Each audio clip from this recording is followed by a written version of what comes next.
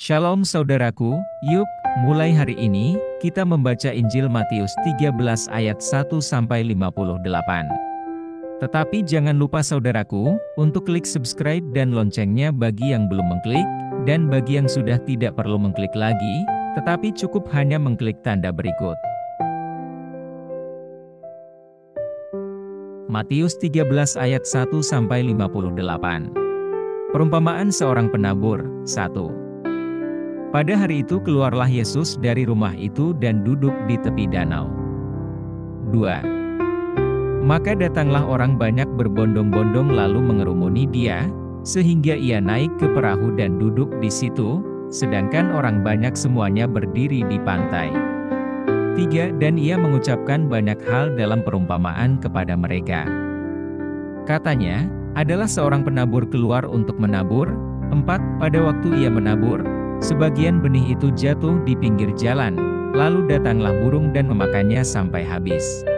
5. Sebagian jatuh di tanah yang berbatu-batu, yang tidak banyak tanahnya, lalu benih itu pun segera tumbuh, karena tanahnya tipis. 6. Tetapi sesudah matahari terbit, layulah ia dan menjadi kering karena tidak berakar. 7. Sebagian lagi jatuh di tengah semak duri, lalu makin besarlah semak itu dan menghimpitnya sampai mati. 8. Dan sebagian jatuh di tanah yang baik lalu berbuah, ada yang 100 kali lipat, ada yang 60 kali lipat, ada yang 30 kali lipat. 9. Siapa bertelinga, hendaklah ia mendengar. 10. Maka datanglah murid-muridnya dan bertanya kepadanya, mengapa engkau berkata-kata kepada mereka dalam perumpamaan? 11. Jawab Yesus, kepadamu diberi karunia untuk mengetahui rahasia kerajaan sorga, tetapi kepada mereka tidak. 12. Karena siapa yang mempunyai, kepadanya akan diberi, sehingga ia berkelimpahan, tetapi siapa yang tidak mempunyai, apapun juga yang ada padanya akan diambil daripadanya. 13. Itulah sebabnya aku berkata-kata dalam perumpamaan kepada mereka, karena sekalipun melihat, mereka tidak melihat, dan sekalipun mendengar, mereka tidak mendengar dan tidak mengerti. 14. Maka pada mereka genaplah nubuat Yesaya, yang berbunyi, kamu akan mendengar dan mendengar, namun tidak mengerti, kamu akan melihat dan melihat, namun tidak menanggap. 16. Sebab hati bangsa ini telah menebal, dan telinganya berat mendengar, dan matanya melekat tertutup, supaya jangan mereka melihat dengan matanya dan mendengar dengan telinganya dan mengerti dengan hatinya, lalu berbalik sehingga aku menyembuhkan mereka. 17. Tetapi berbahagialah matamu karena melihat dan telingamu karena mendengar. 18. Karena itu, dengarlah arti perumpamaan penabur itu. 19.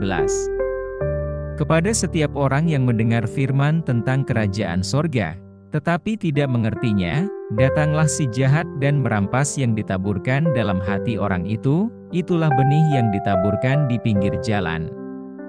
20. Benih yang ditaburkan di tanah yang berbatu-batu ialah orang yang mendengar firman itu dan segera menerimanya dengan gembira. 21. Tetapi ia tidak berakar dan tahan sebentar saja. Apabila datang penindasan atau penganiayaan karena firman itu, orang itu pun segera murtad. 22. Yang ditaburkan di tengah semak duri ialah orang yang mendengar firman itu, lalu kekhawatiran dunia ini dan tipu daya kekayaan menghimpit firman itu sehingga tidak berbuah.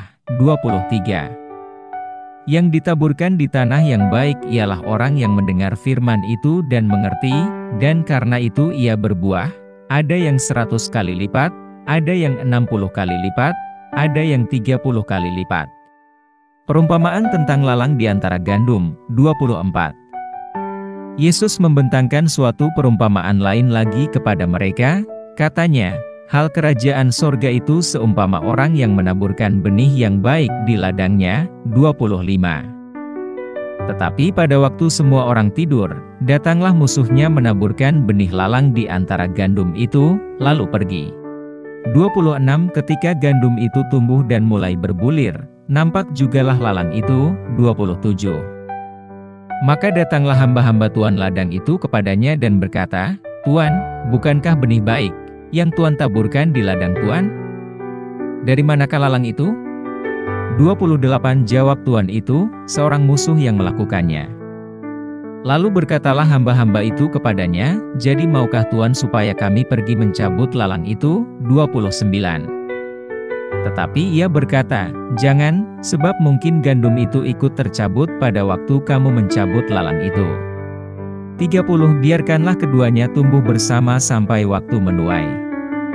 Pada waktu itu aku akan berkata kepada para penuai, kumpulkanlah dahulu lalang itu dan ikatlah berberkas-berkas untuk dibakar, kemudian kumpulkanlah gandum itu ke dalam lumbungku. Perumpamaan tentang biji sesawi dan ragi, 31. Yesus membentangkan suatu perumpamaan lain lagi kepada mereka, katanya, hal kerajaan sorga itu seumpama biji sesawi, yang diambil dan ditaburkan orang di ladangnya. 32. Memang biji itu yang paling kecil dari segala jenis benih, tetapi apabila sudah tumbuh, sesawi itu lebih besar daripada sayuran yang lain, bahkan menjadi pohon, sehingga burung-burung di udara datang bersarang pada cabang-cabangnya. 33. Dan ia menceritakan perumpamaan ini juga kepada mereka, hal kerajaan sorga itu seumpama ragi yang diambil seorang perempuan dan diadukan ke dalam tepung terigu 3 sukat sampai hamir seluruhnya. 34. Semuanya itu disampaikan Yesus kepada orang banyak dalam perumpamaan, dan tanpa perumpamaan suatu pun tidak disampaikannya kepada mereka. 35. Supaya genaplah firman yang disampaikan oleh Nabi, aku mau membuka mulutku mengatakan perumpamaan, aku mau mengucapkan hal yang tersembunyi sejak dunia dijadikan. Penjelasan perumpamaan tentang lalang di antara gandum, 36. Maka Yesus pun meninggalkan orang banyak itu, lalu pulang. Murid-muridnya datang dan berkata kepadanya, jelaskanlah kepada kami perumpamaan tentang lalang di ladang itu, 37. Ia menjawab, katanya, orang yang menaburkan benih baik ialah Anak Manusia. 38. Ladang ialah dunia. Benih yang baik itu anak-anak kerajaan dan lalang anak-anak si jahat. 39. Musuh yang menaburkan benih lalang ialah iblis. Waktu menuai ialah akhir zaman dan para penuai itu malaikat. 40. Maka seperti lalang itu dikumpulkan dan dibakar dalam api, demikian juga pada akhir zaman. 41. Anak Manusia akan menyuruh malaikat-malaikatnya dan mereka akan mengumpulkan segala sesuatu yang menyesatkan dan semua orang yang melakukan kejahatan dari dalam kerajaannya. 42. Semuanya akan dicampakkan ke dalam dapur api, di sanalah akan terdapat ratapan dan kertakan gigi. 43. Pada waktu itulah orang-orang benar akan bercahaya seperti matahari dalam kerajaan Bapa mereka. Siapa bertelinga, hendaklah ia mendengar. Perumpamaan tentang harta terpendam dan mutiara yang berharga. 44. Hal kerajaan sorga itu seumpama harta yang terpendam di ladang, yang ditemukan orang, lalu dipendamkannya lagi. Oleh sebab sukacitanya pergilah ia menjual seluruh miliknya lalu membeli ladang itu. 45. Demikian pula hal kerajaan sorga itu seumpama seorang pedagang yang mencari mutiara yang indah. 46. Setelah ditemukannya mutiara yang sangat berharga, ia pun pergi menjual seluruh miliknya lalu membeli mutiara itu. Perumpamaan tentang pukat. 47. Demikian pula hal kerajaan sorga itu seumpama pukat yang dilabuhkan di laut, lalu mengumpulkan berbagai-bagai jenis ikan. 48. Setelah penuh, pukat itu pun diseret orang ke pantai, lalu duduklah mereka dan mengumpulkan ikan yang baik ke dalam pasu dan ikan yang tidak baik mereka buang. 49. Demikianlah juga pada akhir zaman, malaikat-malaikat akan datang memisahkan orang jahat dari orang benar. 50. Lalu mencampakkan orang jahat ke dalam dapur api, di sanalah akan terdapat ratapan dan kertakan gigi. 51. Mengertikah kamu semuanya itu? Mereka menjawab, ya, kami mengerti. 52. Maka berkatalah Yesus kepada mereka, karena itu setiap ahli Taurat yang menerima pelajaran dari hal kerajaan sorga itu seumpama tuan rumah yang mengeluarkan harta yang baru dan yang lama dari perbendaharaannya. Yesus ditolak di Nazaret, 53.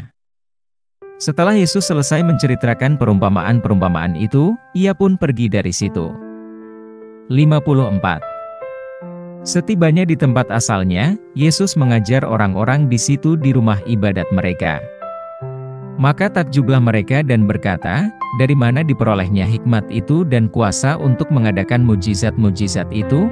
55. Bukankah ia ini anak tukang kayu? Bukankah ibunya bernama Maria dan saudara-saudaranya, Yakobus, Yusuf, Simon dan Yudas? 56. Dan bukankah saudara-saudaranya perempuan semuanya ada bersama kita? Jadi dari mana diperolehnya semuanya itu? 56. Dan bukankah saudara-saudaranya perempuan semuanya ada bersama kita? Jadi dari mana diperolehnya semuanya itu? 57. Lalu mereka kecewa dan menolak dia. Maka Yesus berkata kepada mereka, "Seorang nabi dihormati di mana-mana, kecuali di tempat asalnya sendiri dan di rumahnya." 58. Dan karena ketidakpercayaan mereka, tidak banyak mujizat diadakannya di situ.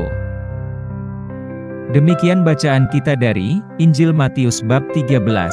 Tuhan Yesus memberkati kita. Amin.